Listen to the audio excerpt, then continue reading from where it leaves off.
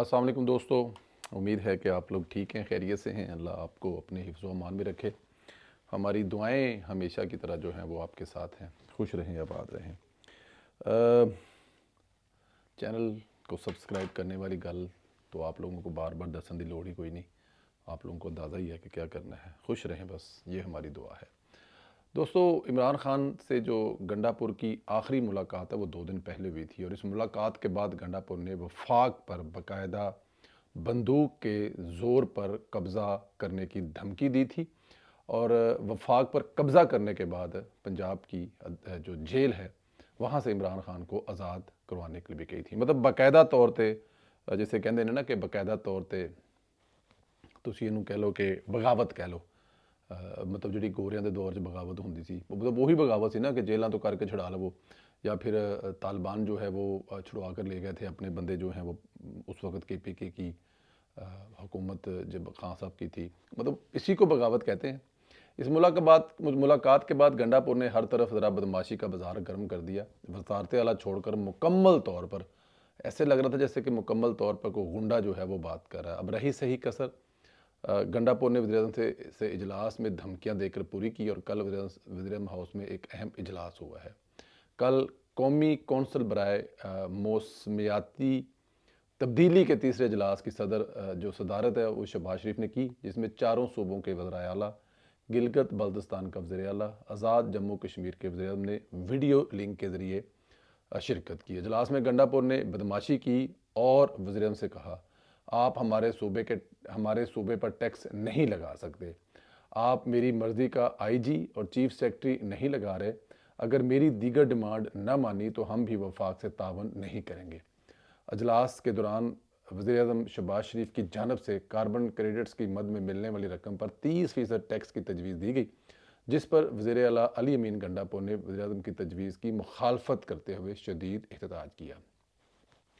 अंदाज़ा करें कि PTI कैसे मामलात को मैनेज कर रही है। अगर यही सिलसिला जारी रहा तो आखिरी ऑप्शन जो हम पहले दिन से कह रहे हैं वो भला क्या हो सकता है? गवर्नर राज। और अगर वहाँ पे गवर्नर राज लग गया तो फिर पाकिस्तान पीपल्स पार्टी की हुकूमत होगी, क्योंकि ज़ाहिर है जो गवर्नर है वो तो वहाँ पर पीपल्स पार्टी का ही लगना है। अगर अगर अगर ये जो मतलब जो बात हुई भी है उसके मुताबिक होगा तो। लेकिन आखिरी हल जो है वो आने वाले दिनों में लगता यही है कि KPK जो है उसका जो एंड होना जाके वो जाकर गवर्नर ही जो है ना वो मामलात क्लियर करेगा।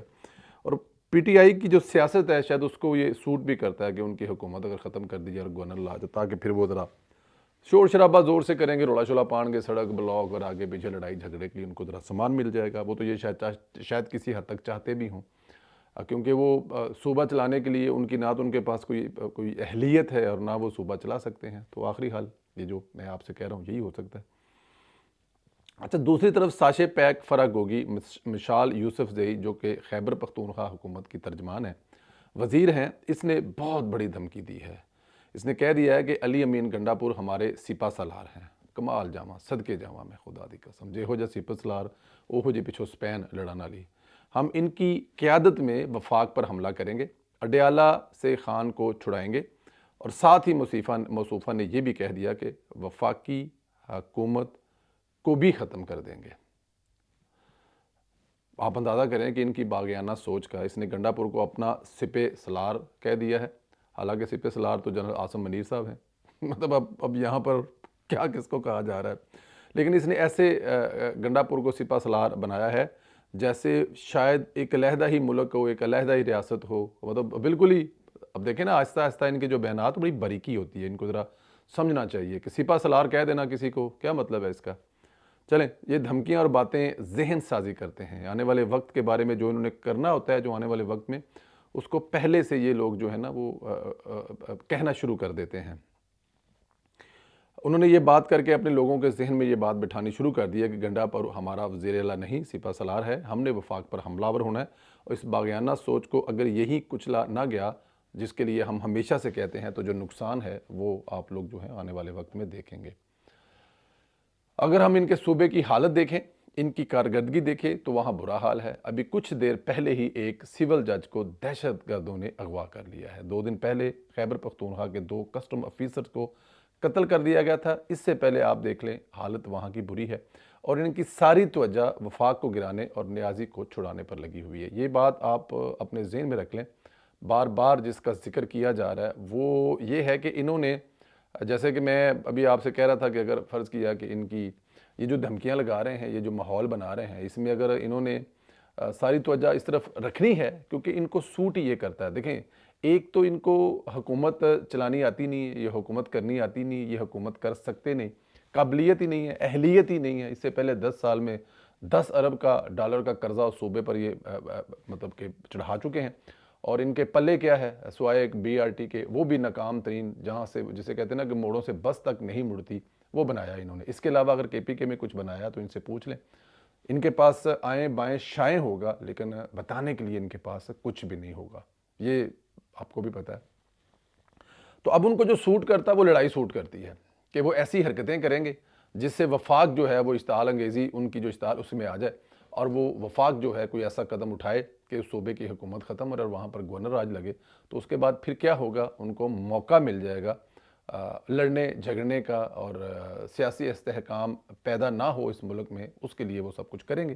لیکن میرے خیال میں وفاق کو بڑی ہی سمجھداری سے چلنا ہے، فوج کو بڑی سمجھداری سے چلنا ہے، اداروں کو بڑی سمجھداری سے چلنا ہے، کیونکہ ان کو تو یہ سوٹ کرتا ہے لڑائی جھگڑا اپنے لوگوں کو نکالنے کے لیے۔ ان کو پھر ووٹ جو ہے وہ اس کارکردگی کے پر دینا ہے، کیونکہ ہمارے ساتھ بڑا ظلم ہوا ہے اور خان جو ہے وہ جیل کے اندر ہے، اور ہم نے خان کو بچانا ہے۔ اس کے علاوہ اور وہ کر بھی کیا سکتے ہیں اور آپ کو دکھا بھی کیا سکتے ہیں، اور ان کے پاس اور دکھانے کے لیے ہے بھی کیا، یہ ٹوٹل ان کی کارکردگی، یہ ٹوٹل وہ سارا کچھ کرنا چاہتے ہیں۔ تو اس لیے اس کو بڑے اچھے طریقے سے ہینڈل کرنا پڑے گا۔ یہ ایسی دھمکیاں اب ساشے پیک بھی لگائے گی، سپہ سالار بھی لگائے گا، کل کوئی اور وہ بھی لگائے گا۔ ایک طرف یہ پیر پکڑتے ہیں، دوسری طرف یہ گریبان پکڑتے ہیں۔ ادھر کہہ رہے ہیں کہ ہم اسٹیبلشمنٹ سے مذاکرات کرنے ہیں، جنرل عاصم منیر اور D G I S I سے مذاکرات کرنے ہیں، اور دوسری طرف کہہ رہے ہیں کہ ہم لوگ وفاق پر قبضہ کرنے آ رہے ہیں، تو یہ سب کچھ کریں گے، تو بڑی ہی سمجھداری سے چلنا پڑے گا۔ اچھا، دوسری طرف دیکھیں، نیازی نے شبلی فراز جس کو چھپا کر رکھا ہوا تھا، اس کو منظر عام پر لے آیا، کیونکہ نیازی شبلی فراز پر یقین کرتا ہے۔ شبلی فراز کو ٹاسک دیا ہے کہ وہ فوج سے مذاکرات کرے۔ شبلی فراز کو ٹورس بھی طے کرنے کا کہا ہے، یعنی مصروف جیل میں بیٹھ کر اپنی مرضی کی شرائط پر ملٹری قیادت سے مذاکرات کرنا چاہتے ہیں۔ دلچسپ بات یہ ہے کہ عمران خان اس بات پر پورا یقین ہے کہ ملٹری قیادت اس کے سامنے گھٹنے ٹیک دے گی۔ اب کیوں ٹیک دے گی یہ مجھے آج تک سمجھ نہیں آئی۔ کریڈٹ کیا ہے عمران خان پر، یا عمران خان کیا نواز شریف کی طرح عمران خان اس ملک کو سیدھا کر سکتا ہے؟ اور اگر عمران خان نہیں کر سکتا، یا عمران خان کے پلے کچھ نہیں ہے، کون سی ایسی طاقت ہے جس کے ذریعے جس سے بلیک میل ہو کر عمران خان سے مذاکرات کرنے ہیں؟ کیا پلے ہے؟ کیا دے کیا سکتا ہے اس ملک کو عمران خان صاحب؟ کیا عمران خان کوئی بہت بڑی تحریک چلا سکتا ہے؟ کیا عمران خان صاحب کوئی فوج کے خلاف بغاوت تو 9 مئی کو ٹرائی کر کے دیکھ لی نا، کوشش کر کے دیکھ لی نا، 500 بندہ نہیں نکلا، اور جتنے بندے نکلے ہیں وہ سارے کے سارے تو پکڑے ہوئے ہیں۔ تو کیا ایسی وجہ ہے، کیا ایسی چیز ہے، کیا ایسی طاقت ہے جس سے ڈر کر عمران صاحب سے مذاکرات کرنے اور عمران خان کے ساتھ سامنے گھٹنے ٹیکیں؟ تو یہ عمران صاحب کی وہم خیالی ہے، یہ عمران خان کی سوچ ہے، ہونا ہوانا کچھ نہیں ہے۔ آپ یہ دیکھ لیجئے گا، آج بھی کہہ رہے ہیں، کل بھی کہیں گے کہ عمران خان صاحب کل بھی فارغ تھے، عمران خان صاحب آج بھی فارغ ہیں۔ عسکری قیادت اگر پی ٹی آئی سے مذاکرات کرے گی تو یہ ان کی بہت بڑی غلطی ہوگی۔ یہ ہر ذی شعور انسان اس لیے کہہ رہا ہے کہ عمران خان کے پاس دینے کے لیے کچھ ہے ہی نہیں کچھ ان کے پاس۔ یہی عمران خان کی پہلے دن سے کوشش تھی، موجودہ ملٹری قیادت کو کسی نہ کسی طرح اپنے سامنے بٹھائیں۔ مذاکرات میں جس وفاداری کی ضرورت ہوتی ہے وہ عمران خان میں ہرگز نہیں ہے۔ البتہ مذاکرات سیاسی قیادت سے ضرور ہونے چاہیے، ہاں یہ بڑی اہم چیز ہے۔ اگر عمران خان صاحب مذاکرات کرنا چاہتے ہیں تو وہ سیاسی قیادت سے کریں، سیاسی لوگوں سے کریں، جو ملک چلانے والے ہیں، جنہوں نے ملک چلانا ہے، وہ ان سے کی جا سکتی ہے۔ ادروائز اگر آپ یہ کہیں کہ عمران خان صاحب جو ہیں ہے نہیں نا کچھ، ملک کنہوں نے چلانا ہے؟ سیاستوں نے چلانا ہے، فوج تھوڑی ملک چلانا ہے۔